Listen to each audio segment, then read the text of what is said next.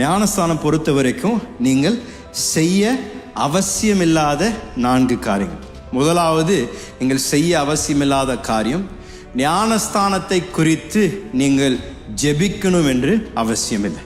இது ஆண்டவருடைய சித்தமா, ஆண்டவர் என்னை இதில் வழி நடத்துகின்றாரா என்று நாம் யாரும் ஜெபித்து ஞானஸ்தானத்தின் உடன்படிக்கையில் பிரவேசிக்கணும்னு அவசியமில்லை. ஏற்கனவே ஆண்டவர் தெளிவாக அவருடைய வார்த்தையில் ஒரு முறையில் பல முறை மீண்டும் மீண்டும் நமக்கு கட்டளையாக தந்திருப்பது, நாம் மனம் திரும்பிய பின்பதாக செய்ய வேண்டியது முழுக்கு ஞானஸ்தானத்தின் உடன்படிக்கைக்குள் பிரவேசிக்கணும் என்று ஆண்டவருடைய வார்த்தை தெளிவாக நமக்கு போதிக்கும் பொழுது, நாம் யாரும் தொடர்ந்து ஆண்டவரிடத்துல, ஆண்டவரே இது உங்களுடைய சித்தமா, இந்த நாளில் எடுக்கணுமா, அந்த நாள் எடுக்கணுமா அப்படின்னு நீங்கள் யாரும் கேட்கணும்னு அவசியம் இல்லை.